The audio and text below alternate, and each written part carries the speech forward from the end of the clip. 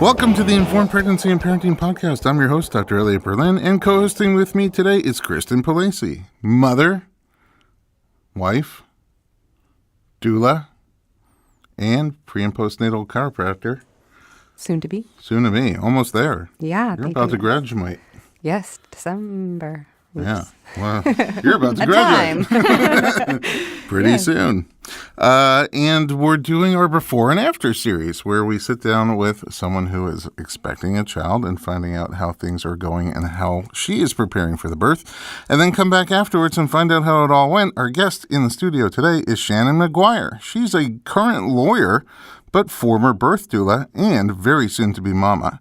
She's a California native and currently lives and works right here in Los Angeles. Welcome to the podcast. Thank you. Thank you for having me. Pleasure. I'm fascinated by you because you are a lawyer. Yes. You don't look like a lawyer. Do people say that?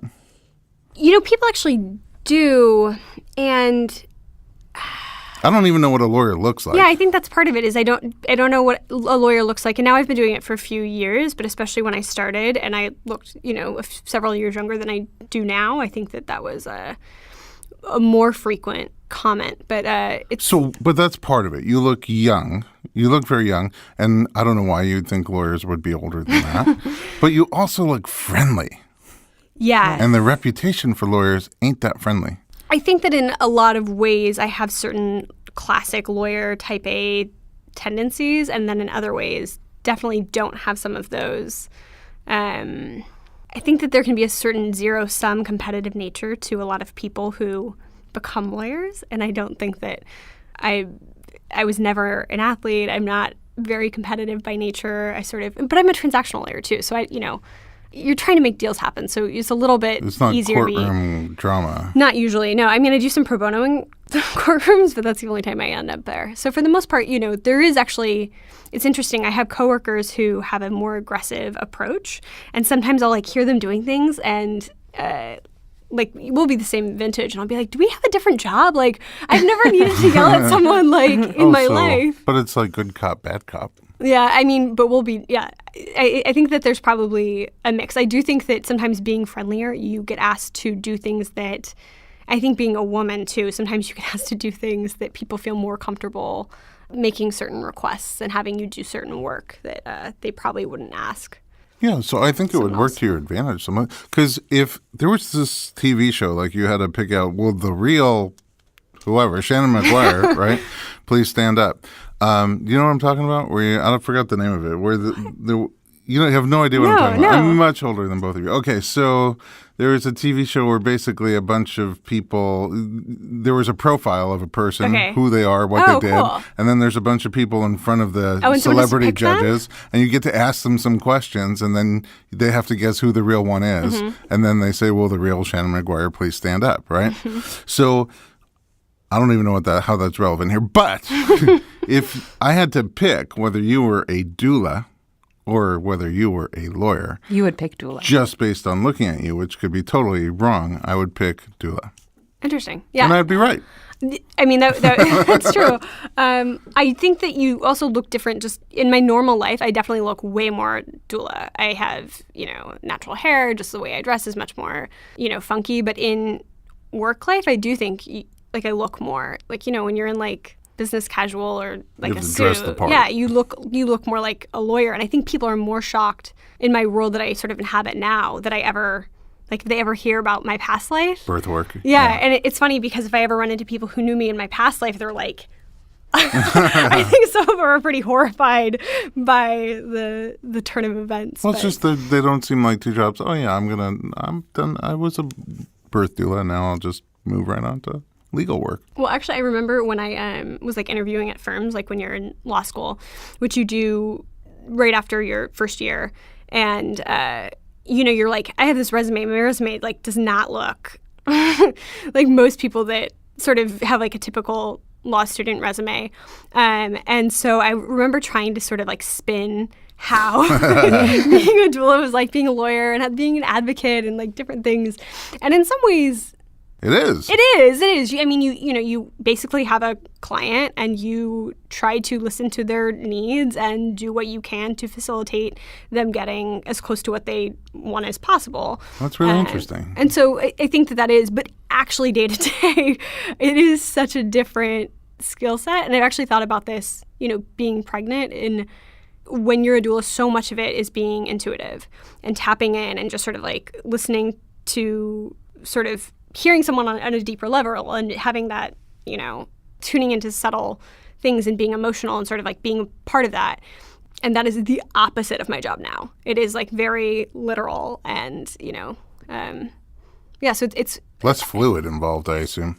Yeah. Well, let's You'd go be back surprised. to what made you get into birth work in the first place? How old were you, and Oh my gosh. what were you thinking, really? So I grew up in a household that was like very open in terms of this is a lot. Like I probably when I was 4 years old could have told you what my father's vasectomy was like and been like discussed in detail. Like there was no if you like I would have been 3 and been like vulva. Like there was no really? So I definitely grew up in a household with my mom being very Hippie? No, not Not really. hippie? My parents are not very hippie. I grew up in Orange County. Okay. And at the time growing up, my parents were more like conservative, but my mom's very loving and open. Conservative kids don't say vulva. Transparent, That's true. maybe? And let me just tell you that growing up, a lot of parents, I think, were like what my mother, Lisa Maguire, was like doing to her children. They were like, this is crazy. Like, you're way too open with. Oh, yeah. I Like remember when having my these- daughter went to school and we got a phone call because she said pachina. They're like, no. I'm like, what do you guys call it? What is she supposed to use? Yeah. So we grew up with a lot of, I grew up with a lot of that. I was always really I've always been really into healing and different healing modalities since I was very little. And I don't really know where that came from other than just completely from within. And even as a little kid, this is so strange, but I loved animals. I was like a very gentle, sweet kid. And I really was into birth so that I remember being 4 and getting invited to a girl that was my babysitter. Like her horse was giving birth. And I attended like various animal births as a kid. And by the time I was just always very into it. I went to one of my cousin's births when I was about 12. Wow. But I sort of Again, this sounds more hippie upbringing than I mean, in some ways, it conservative. definitely conservative in some parts and really open in other parts. And I think my mother's very like, accept you as you are, like, and whatever you're into. She's just like a very loving, open person. And so I was into, I think, all of these things. And then a few different things sort of happened. And like, this is a weird part of the story is when I was 16 years old, this is actually, I don't want to go on a total tangent, but I actually dropped out of high school. Oh. And right at the same time that I dropped out of high school, I got a traffic citation for not stopping long enough at a stop sign. And I went to traffic school, and my traffic school teacher was a hypnotherapist. And I did not grow up in like alternative sort of medicine kind of household, but I naturally as a kid like wouldn't take medicine, was just very like interested in, I don't even know where that came from because that was not like what really happened in my house. What's going on around you? But so I went to traffic school, and this man, Bill Engel, was my traffic school teacher, and he had he was a trained hypnotherapist, and he was basically like, we'll make a deal. We'll do 45 minutes of traffic school. It was like when you have to go there all day, and it's like, 4 or 5 hours. And he's like, and the rest we'll do hypnosis.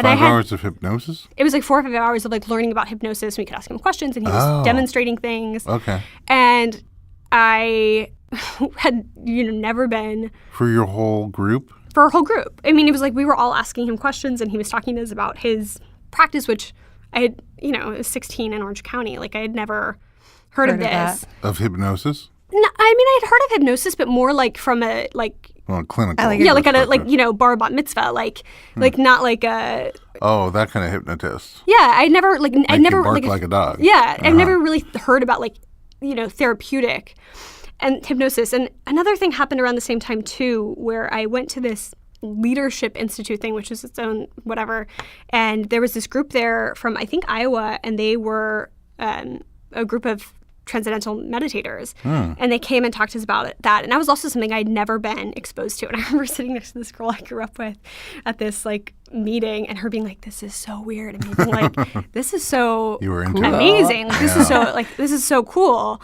And in a weird way, I think that those two things, and then I left school and I was like, not sure exactly what path I was going to take. But I was like, I think I am going to be a hypnotist. I think I'm going to be a healer, which I think in a weird way I'd always sort of been interested in.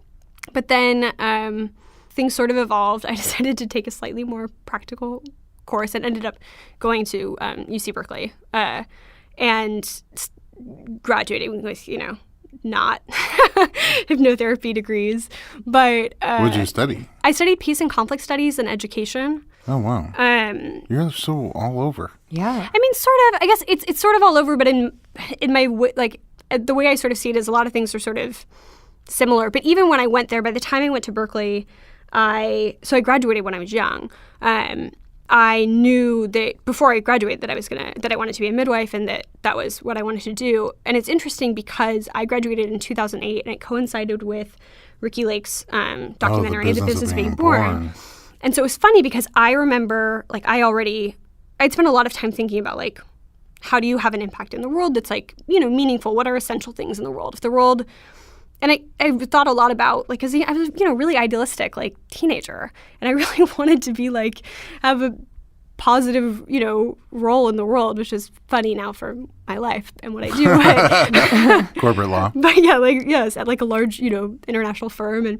But I really wanted to, I don't know, have this positive impact. I remember thinking like, if the whole world fell apart, if like every system fell apart, like what are really essential jobs? We're always going to need carpenters. There's just certain things that, you're always going to need. And I remember thinking that I wanted to have a job that was necessary and essential and, part of a bigger fabric than just sort of some artificial, which again is hilarious with what I do now. But so I had sort of decided I wanted to be a midwife and had different thoughts about how I was going to go about doing it.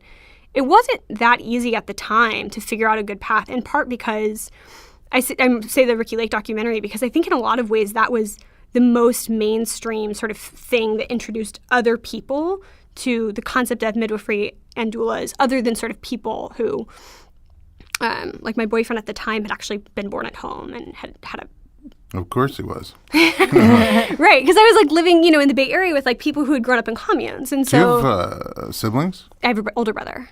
Do you know what your births were like? Actually, a lot. So part of the whole growing up with everything Open being house. open, like I was also very into it. So my mom has a great memory, and I think growing up, hearing stories about her life, and when people sometimes don't know things about their parents, it really shocks me. So I'm like, of course I can tell you who my mom's third grade boyfriend was. Like, what do you mean? Like, but so I did know about my birth story and my brother's birth story, which both were not very positive. Who came first? So my brother came first, and she'd had an old school doctor who she describes as like the kind of doctor who wore like Gucci loafers. And he was from Pasadena. Like Kristen. All the time. Yeah. I think that was just her way of describing him. He was just like an old school doctor. And with my brother, he actually, like without her consent, sort of she was a few days past her due date. He like did an exam and then broke her bag of waters while he was doing it, like intentionally, without consulting her. Wow. And then his birth, she ended up having like a vacuum and forceps, I think she had an epidural. But apparently she had a really nice nurse. That's helpful. Yeah, and for me, what I always knew about my birth was that my father really wanted to buy a television that day, and there was apparently a sale going on. So during several hours of my mother's labor, she was stuck trying to buy this television. And like they went to the store? They went to the store, and she was laboring? like in total labor, and she's like, I remember hearing like her talking about having like a notepad and like keeping tabs on her contractions, and eventually they get the TV. No apps yet. Yeah, no apps yet. But she was like was her second child, and I think she was fairly far into labor. But I mean, did they at least get a good deal on that? Yeah. They did? Okay. That television. Do they still have the TV? And you have to. This is television in the 80s, so it's You know what that reminds me of? Will Smith. I once saw. I think it was him. He did an interview on a late show, and he started by saying, "Yeah, it's been a great week. I We had our first baby, and also we got our first flat screen TV. And oh, that's funny because I actually, I'm sure you probably know who Will Smith's children are. That's funny to like mark how old flat screen televisions are. That's right. By like Jaden Smith. Exactly. And then, but he went on to say that the contrast, which was, material. He said when we left the store with the TV, they gave me this big, giant manual, and it just talked about how to take care of the TV and give it longevity and make sure nothing bad happens to it. And with the kid, they were just like, "Here, good luck." So. Oh, so you were sort of like a TV moment yourself. Yeah, so I was television. Yeah, I should have. TV baby. TV baby. And I think my mom went to the hospital and was actually not there for very long before I was born because she was fairly far. She had been laboring at, Big Best Buy. Yeah, Best Buy or whatever the, equivalent was. And so she went into labor. She got there and they told her she wanted an epidural. They told her she was too late. She apparently had a very unkind nurse. Wow. And then I was born very quickly. And I remember her telling me that it was, a very painful, intense thing. And I think for her, she didn't see it as a positive experience. I think she preferred my brother's birth in part because I think she had a nicer nurse. And so so I did grow up knowing about our birth stories, but somehow, and that was like totally part of the narrative of, like asking about her pregnancies and different things. And she had, fairly easy, straightforward pregnancies, except for she had some sort of like vein issue with me. And so I think that, I think that in some ways what happens to your mother, if you know what happens to your mother, probably informs how you see your own kind of like fate with getting pregnant and, delivery and all of those things. Yeah, I would imagine so. Yeah. But so I knew that was not, I don't know. It's funny. I think I was always more disturbed by those stories than she was. Interesting. But what did your parents do? My mom was a flight attendant. Oh. And then she stopped. When we were pretty young, and my father was an entrepreneur. He was a real estate broker. He owned some gyms for a while, like that he sold, and he mostly was like a real estate broker. And actually, it was really fun as a kid because sometimes he would get paid in like free dinners, or like he'd put in a restaurant. Oh yeah. And so he had a little tab, and you just walk in. Yeah, and you'd like you get paid in like We actually, one of the things, he did the local theater in our town. And so for like 10 years, we had unlimited free movies. Oh, wow. Which was like incredible. That's really a good perk for kids. Especially today, a movie's like $700. So. I saw every movie that happened in the 90s. Yeah. I could see 2 movies in the theater or build my own home theater. And have better food. So you, on your journey to midwifery, became a doula? So I had sort of seen at the time that I decided I wanted to be a doula, which I don't remember exactly the moment where I was like, I remember learning what a midwife was, long before knowing what a doula was, but sort of seeing becoming a doula as like the first step to sort of becoming a midwife. And again, it wasn't like super easy to access.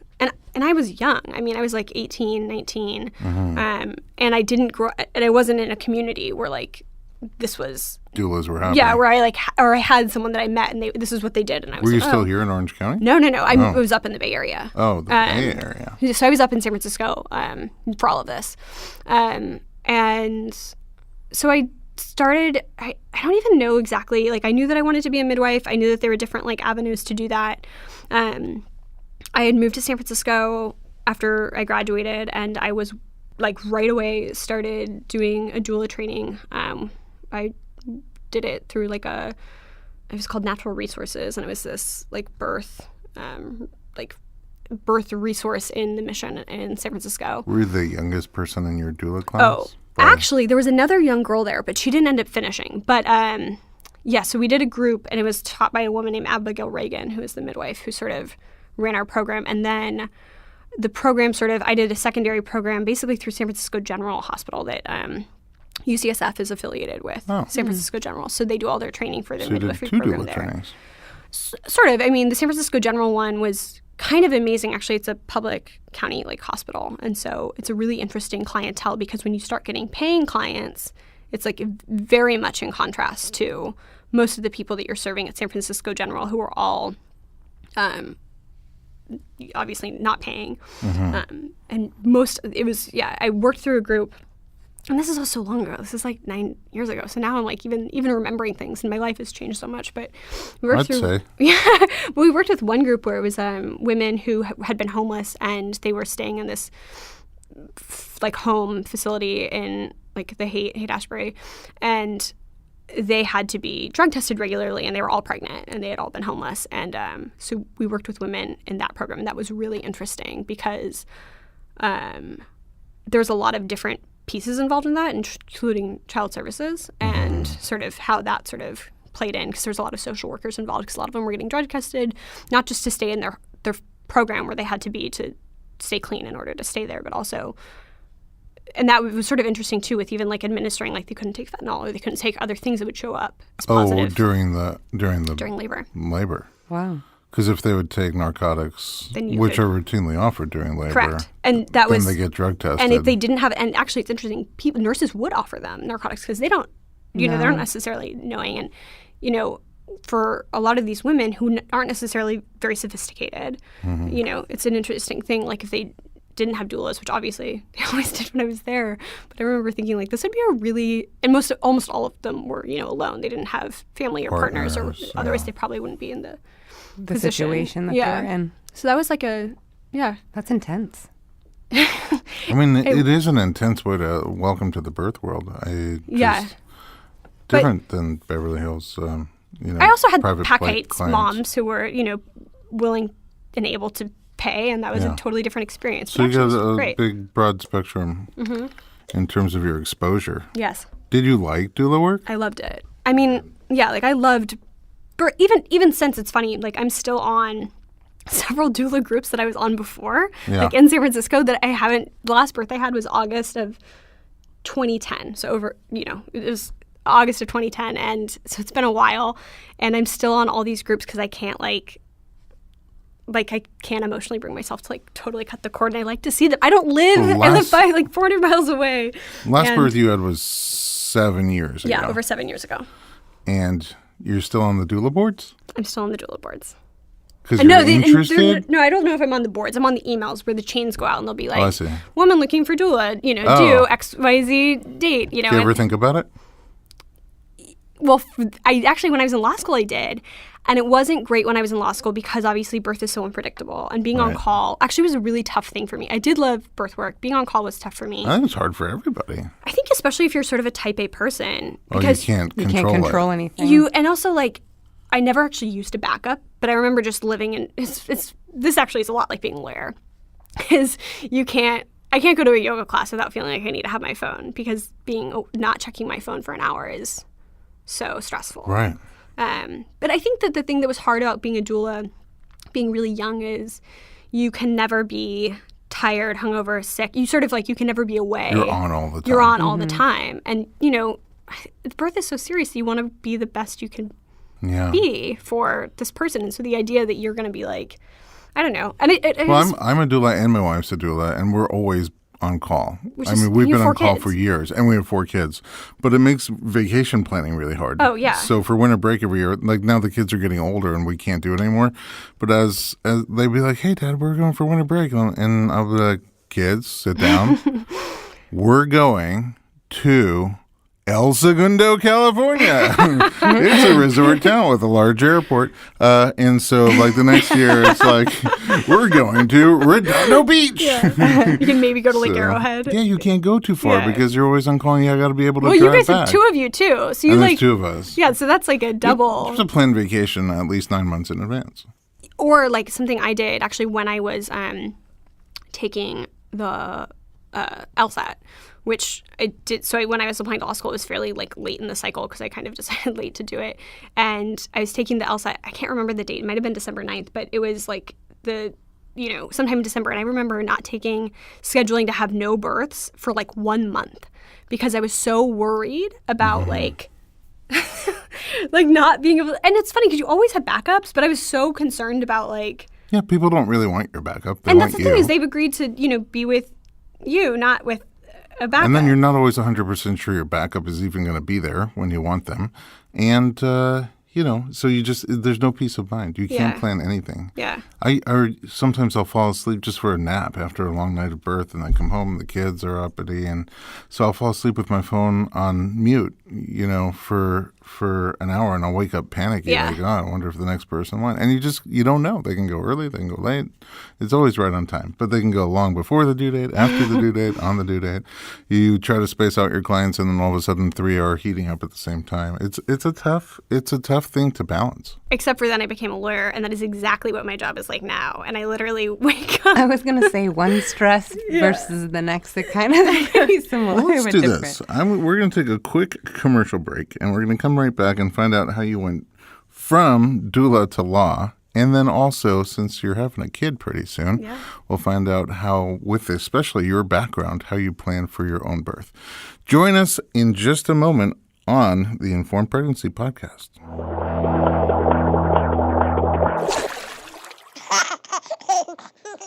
Babies and toddlers spend 10 to 14 hours a day sleeping and playing on a crib mattress. For the first few years of a child's life, the mattress is the single most prominent object in their environment. With that in mind, a safe and healthy mattress must be a top priority in your child's nursery. For the past several years, there has been growing concern among physicians, health professionals, public safety officials, environmental advocacy groups, and consumers regarding the possible effects of chemicals on our children.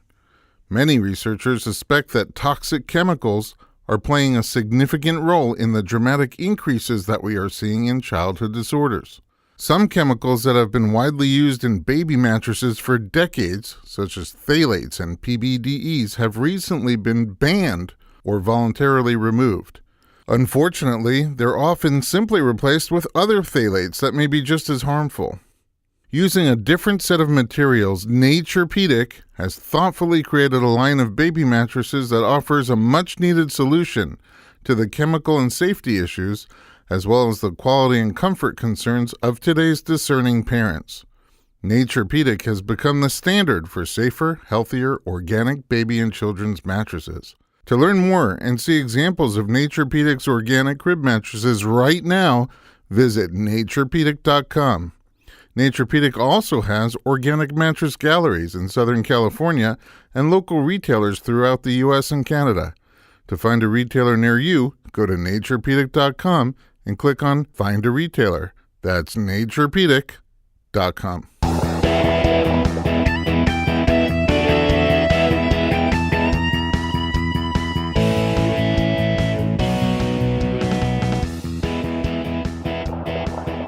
Welcome back to the Informed Pregnancy and Parenting Podcast. We're doing Before and After. I'm your host, Dr. Elliot Berlin. Today, co-hosting with me is Kristen, and our guest is Shannon Maguire, currently a lawyer, but formerly a doula, and such an interesting, diverse background. I mean, you have really, I'm thinking about it, you have a very mixed conservative liberal background, which in today's climate is really weird because it's like conservatives and liberals can't even be in the same state.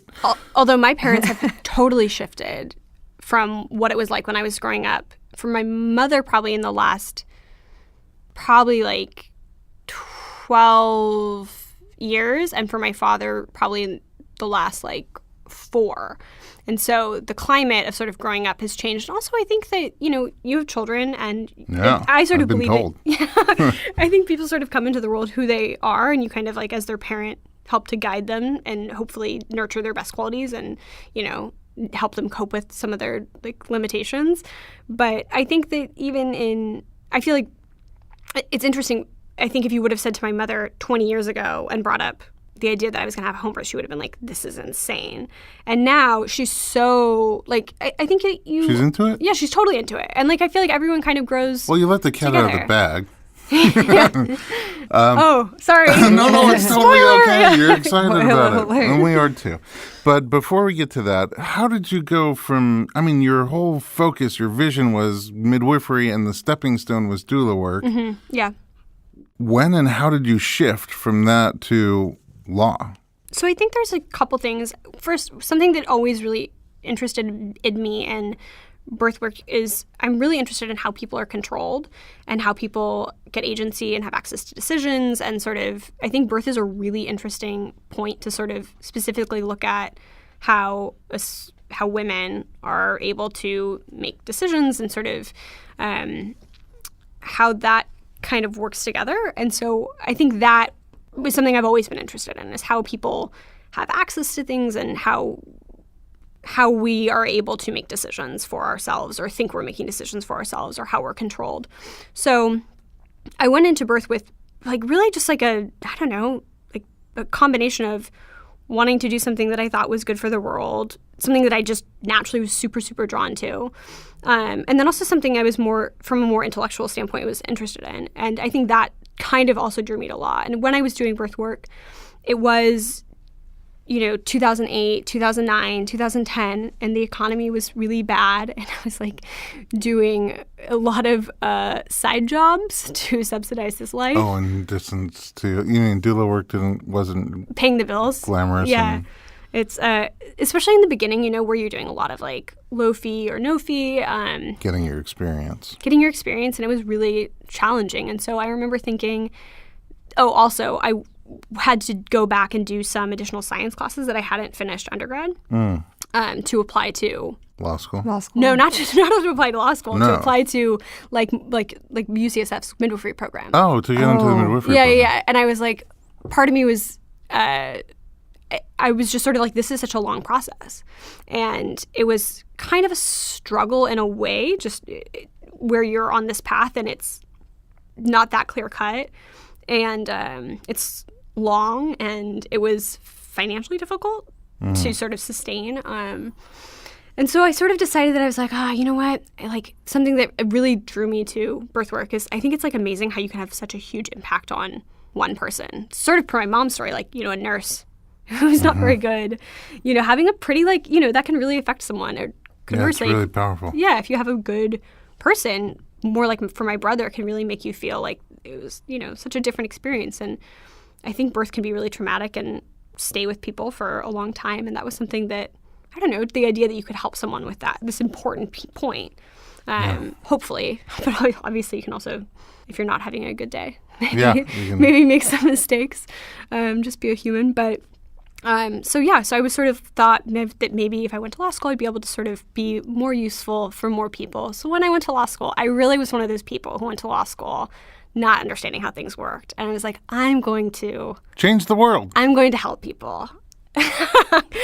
Which I suppose I help people of sorts, but not the way that I imagined. Yeah, not the way I imagined, which it's not too late. But you said you do pro bono work too. Yeah. Our firm, we all do pro bono. I actually just finished an adoption. Last week. Oh yeah. Mm-hmm. But so there's still elements of helping people in that way. Yeah, I mean we do like asylum cases that are like you help people, and those are like meaningful. But for the most part, my job is helping people. It's just not helping people in the way that I thought. Right. I was going to be helping people. But it is paying the bills, like you thought. Yes, and it's like an incredible, and I think that it's funny. Like I think it's an empowering thing in a way that I think there's different seasons in life. And I think that being a professional person, which is something that I didn't see myself like when I was 16 or 12 or any, I never really saw that as being a path. And I didn't really grow up with very many like professional people in my family. And so I remember my first like summer internship when you go to your firm and like standing and like you're like in this, fancy like high-rise giant building and you have your own office and you're like, wearing a suit. And I remember being like, oh my gosh, this is so wild. I can't believe this is like, I don't know. It wasn't what I had wanted, but I'm still sort of in a way proud of myself for having gotten there. And I think that it's fulfilling something in me that I didn't know that I needed, maybe fulfilled. So is being a lawyer like it is in the movies? Like, was that something that brought you to wanting to be a lawyer? Or was it just more like, do you ever think about that? Is that something that crosses your mind? Or is it not? Being a lawyer, it is so different than being in movies. And I think that generally whenever you see like glamorous people where you're like, so much of my job is so unglamorous. You have so many excruciatingly long hours.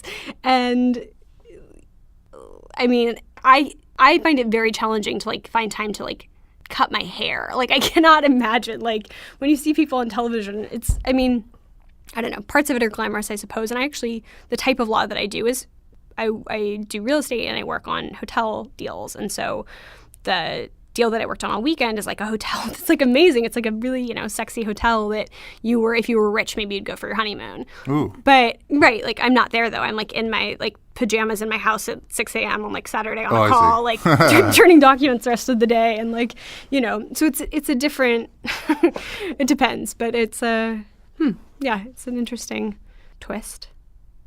Are there tools from your doula life that you bring into law? I think as a person, I'm very calm. Mm-hmm. And I think that part of being a good, I think there's different styles for birth. And I think different people bring different things. I think that something I brought was a lot of calm. And I think in most hectic situations, which at my job, there's hectic situations almost daily at some point. It's just sort of staying calm. And I think in some ways you preserve your energy better.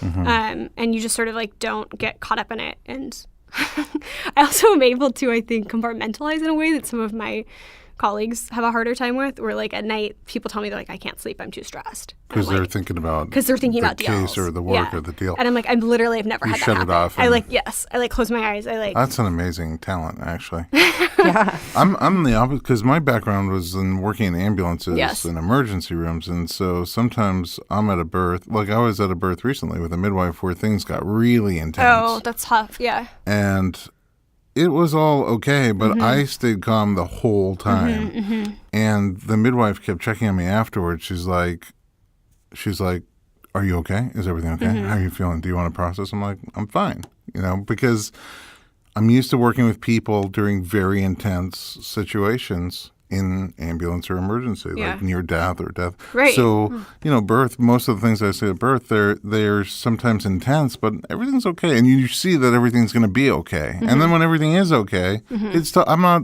going to lose a minute. Mm-hmm. So I think I think with birth, definitely I think I am calm. And then I think in deals, it's very much like being in an ambulance, and it's always life or death with these deals. With the deals, yeah. At least it is to them. Yeah. People pretend like it is in this way that sometimes you literally have to tell yourself, you're like, no one is going to like lose a limb by me like not finishing this in the next 20 minutes. But I also, you feel that. You feel like the pressure's there, but the pressure's there. But I feel like in general that's something that I've learned. And then I don't know, I actually feel like I've lost some of I've not lost, but I've sort of stamped out some of the things that I think made me a good doula, which I think maybe people who are my friends feel like I still have, but I definitely don't feel like I'm. Like what kind of things? I just feel like I'm not as. I feel like this is so crunchy. I feel like my heart's not as open in this way, and I feel like I'm not as intuitive as I used to be. And I think that's something that was really nice about being a doula. That's sort of like, I think why people like having dogs is like, it's this opportunity to just be like so loving, so kind, just like look at someone and be like, what is it that I can do for you in any way? And just sort of like, how can I serve you? And how can I like, I don't know, show you love in the way that you need it right now. But I can imagine how that goes away. I mean, you're just in a totally different environment. Right. So it's awkward when I try to show my clients or colleagues love. Totally. It's not totally, like it's very sterile. It's very serious. It's very business. And I also think as a woman, something I learned is that you really just need to be like, to be taken seriously. There is a lot of like that. Right. You can't, in the middle of a big negotiation, you can't take out some frankincense and just be like, everybody, let's take a breath. I actually do keep essential oils and various other things at my office. For you, but not for them. So people come to me for hangovers or whatever, because I have like all the supplements. I have everything in my office. And people are like regularly walking and they're like, what's going on? And I'm like, I'm in a day spa. I'm stressed. Let's go to Shannon. Yeah. All right. You're pregnant now. Yes. You're how many weeks? I'm a little over 34. So it's coming soon. You're getting close. Yes. How are you planning for your birth? You said you're planning to have a home birth. I am planning to have a home birth. How am I planning? Well, it's actually funny. Like being a doula, I feel like has been useful in that I do not have enough time to do all the research I would want to do if I didn't know a lot about birth. Mm-hmm. Just sort of being like the kind of person who likes to research. Yeah, like a total like. First of all, I'm like obsessed with researching generally, but also just like would want to know everything. And so that's a helpful quality for a lawyer. See, crossover. But yes. So I feel like in some ways I'm lucky in that I don't have to do that. I, in general, I feel like I try to eat really well. as much as you can. Although I do some like strange things too, even at work, where I think people think it's like, I come in with like just random vegetables. I keep like gelatin powder next to my desk. Gelatin powder for just some protein? Yeah. Well, it's a lot of protein. It's also supposed to be good for joints and supposed to be, yeah. So you're crunchy in the crunchy way. Sort of, yeah. And then the other part of it is this interesting thing, more in the first beginning of pregnancy, where it's a really weird thing where you kind of are, first of all, not telling people you're pregnant. I was very sick. And then you're kind of pretending like you're not pregnant. And I think in some ways I had a harder time. I think I felt less tapped into my pregnancy early on than I thought that I would. I think that per my mom, she'd always sort of talked about like being pregnant with my brother and I and just feeling like very, I don't know, like knowing who we were like from like the very beginning. From the very beginning. And I didn't feel that. And so I think in some ways I felt like something was lacking, but also at the same time, like my days are just spent doing something that's so not, just so you're so not tapped into your body and so not tapped into being pregnant, and so much of it's even pretending like you're not pregnant because you're trying to get stuff done. You have like why do you have to pretend like you're not pregnant? Well, I hear that from actors sometimes whose part isn't written into the script. I think that at a firm, is it not professional to be pregnant? Or? Well, first of all, I didn't want my clients to know I was pregnant for a couple of reasons, but because you don't want people to not want you on their deals. Oh, right. Because then you might not be there, right? You might not. People are worried about it. And a couple of my clients actually who I see in person know I'm pregnant now. And some of them... You're still trying to hide your pregnancy? Well, for the people that I work with that don't see me. They don't know I'm pregnant. Oh, because they don't see you. Yeah. If I just work, like a lot of our clients are in New York. Because I would never, my mother always told me, don't ever assume somebody's pregnant. Oh, yeah. I had some amazing comments at work from people like early on. That were trying to figure it out? That it just asked me if I was they're like, just are you outright? gaining weight? Yeah, just like, are you getting fat? I was like, right. Oh my God. But you're pretty tiny. So did you start showing early? Yes, I did. I started showing like really early, which is interesting because I gained about 15 pounds in my first trimester. And currently I've gained about 30 pounds, which is, not insignificant. Over 2 more trimesters with a lot more baby. Yeah, but like, so it did for me, it happened like quickly. Literally like the minute I became pregnant. I was with like, our pregnant. First kid, yeah, I gained 15 pounds in my first trimester. Is that true? Yeah. Like people were around me were just asking if I was pregnant. I mean, my wife, but why did you choose home birth? Because as a doula, did you go to both? Yeah, I went to both. I did.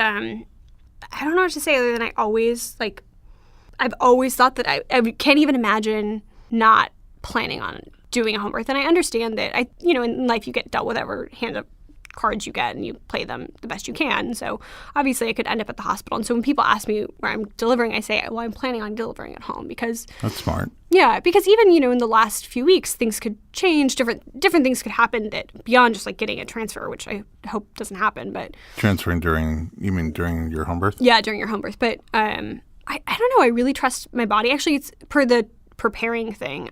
In some ways, I feel like I don't prepare properly because I work all the time. And so people are like, you should try to walk 3 to 5 miles a day. And I'm like, I'm going to try to shower tomorrow. I hope that's good enough. But you can sort of walk in place in the shower. Yeah. I mean, I actually do sometimes. I'll literally squat in the shower because I'm just like, oh, I should do something for my poor body. I see you, which has been positive, although I got a birthing ball that I'm now sitting on in my office. But in general, I would say I feel really confident about giving birth, and a lot of my anxieties that I feel are more transferred towards caring for a newborn or recovering physically post-birth. So I don't know, having a home birth just feels so I don't feel anxious about it. I really like and trust my midwives. It's just interesting because you described your mother's 2 birth experiences in the hospital, and obviously one was more empowering than the other, but she wanted the intervention. Yeah. Oh, yeah. And you don't want the intervention. No. Yeah. I would be, obviously things are whatever they are, but I hope that it, I feel like if everything is okay physically, I'll be fine. I feel like I'll be okay as long as, Are you going to hire a doula? I actually have not hired a doula yet. And we've talked about this because I've thought about having you as my doula because I'm sort of, when different people have different ways of coping. And for me, it'd be hard to know. Like you probably didn't know how you were going to labor. You thought you were going to labor one way and you labor another. And I think for me, I generally like I kind of go inward. Like when I'm dealing with stress or pain or whatever, I'm not like, I don't call a friend with like a problem. People more do that. You go inside and deal with it yourself. So I kind of envision myself literally being in my bathroom by myself and just kind of like, I also have a husband who's, I think will be great. But I think that if I did have a doula, something that we've talked about is that something that's comforting for me is feeling like you're practically getting something done. So I think body work in a way at birth feels like it's funny because like I obviously was a doula, but the idea, I'm not sure how I would feel being doulaed. Yeah. And that's totally like as a person, just generally, like I feel much more comfortable giving that than receiving that. Yeah, I think it's two reasons why people use our service in general. One is because it's body work, which is different than doula work. But number two, which from the way you're talking about it, is we come by the hour. So, you're there for 3 or 4 hours and then you can... Yeah, if you decide you're loving it, we stay for more hours. And if you decide you're not loving it, it's time to go, and that's okay. But when your doula is contracted for your whole birth, and then you realize this isn't working for me, it's really awkward to like cut them loose. Oh, yeah. Yeah, I mean, I think that would be really tough. I also feel like the more people that are there, I mean, probably not like later, but I think I'll just be concerned about other people. Oh, are you like a people pleaser? Like a take care of people? You're a giver. I'm not like a people pleaser, I would say I'm not a people pleaser generally. I'm fairly comfortable kind of like... That was the wrong term, but you're a giver. Like if people are in your home, you want to take care of them. I worry about other people's well-being. That's who you are by nature. Yeah. So if it was like long, you should having be like, people in they're your probably home. Yeah, tired. right. Like I think I'd feel guilty, or like something that I've thought about is one of my midwives is a vegetarian, and I'm like, I need to make sure that before like everything we have like good vegetarian options stocked, because if she's there and hungry, but like I thought about that where I'm like, oh no, because what happens if like what's in the like Is your husband like, how is he preparing? Is he like on board with like, is he as mellow as you are, or is he a little bit? He's very calm. He's like very easygoing, and he grew up sort of similar to me, like sort of conservative, sort of crunchy situation. Interesting how you found each other. Yeah. Well, and I actually feel really lucky in some ways in that his sister has had 2 children with midwives at birth centers. Oh, nice. So I think in some ways that's paved this a little bit, where like, and also he knew what I did before. It's not like, I was a lawyer and I had never done this, and now I'm like, I want to have a home birth, and he's like, what? He knew that like... You got the doula background. Yeah, and also he lives with me, and I do weird crunchy stuff constantly. Like, this is just how we like... This is your life. This is my life. This is who you are. And so like, he knows that like, we just don't use normal toothpaste, obviously. Like, because, but... So you're planning to labor at home. Yes. Midwife comes to you. Yes. You deliver at home. Are you planning on water? I'm planning on having a tub. People are like, are you going to have a water birth? And I think the way that people think about a water birth is, literally bringing the baby up in the tub. And that's like, I'm like, I don't know, wherever I am. Like, I think that I'll actually really like the water. I'm very Do you like baths in general? I am obsessed with baths. I literally work in the bath. It's like a fire hazard. But not with your clients. What? No. Yeah, that would be weird. No, all on my awkward. computer. Hashtag. But I actually work like at night. I'll like get in the bath meeting. and I'll just like work on my computer. It is not safe. Yeah. No, with my computer like on a I can see you doing that during your birth too. Hold on, I got a text. I got to close this Oh my deal real gosh, quick. people were talking to me the other day. She doesn't know I'm pregnant. I had to answer this. Answer this People now. were talking to me about Contract. like responding to email and stuff in labor, and I was like, that sounds terrible to me. Yeah. I am not going to be doing that. Like, I plan on like shutting it off. I'm not going to be checking my phone. Are you working right up until the end? The plan is to work it right up until the end. And our maternity leave doesn't start until the day we give birth. So it kind of... No kidding. So I'll probably leave like a few days before my actual due date. But it sounds like you do a lot of work from home. Do you go into the office every day? You go, yeah. I'm just talking about like at, your homework. Yeah, I'm talking about at 5 a.m. or like, on the weekend. Got it. Yeah. Or at night. Yeah, at 5 a.m. She just Because our clients are in New York. Working really. Oh, wow. So there's actually been a Coastal lot of difference. guilt about that with like being pregnant and like kind of being like, oh, I should take care of myself, or I should like bond with my baby. That's hard. It's a difficult balance. Where you're like, oh no, I know this is not good. Especially in the beginning when I was so stressed, I was like, this cannot be good for my like poor child. Yeah, or afterwards when you go back to work and you have a baby at home. Yeah. Ooh. Yeah, that's what I said. The anxiety is post. It's not really labor. So you've seen a lot of women go through labor. Yeah. I assume you've seen all sorts of medicated, unmedicated, hospital, home, vaginal, Yes. surgical. Only one surgical, actually. Because you don't get to go in too often. Or you just didn't have clients that had C-sections? I didn't have very many clients that had C-sections, so that made it easy. That's helpful. Yeah. Do you have a vision in your mind on what your own comfort measures will be? Because at home you don't really there's no medical options for pain relief. Yeah. So I think one of my fears is back labor, because I feel like in general, I think I'm pretty good with pain management, especially if I don't think it's doing any sort of permanent harm. I'm sort of pretty good generally at... You could surrender to intensity. Mm-hmm. And so I'm not...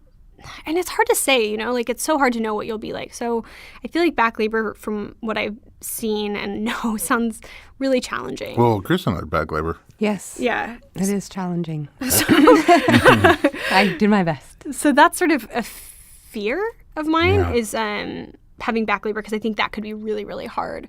But in terms of comfort measures, I've thought about, hopefully water. Hopefully Being in water? Being in water. I think Do you have a playlist? Yeah, I actually am working on one right now. What it's on my to-do list. Calms you down? So it's actually right now I've sort of only started at what would be the beginning, and it's more sort of I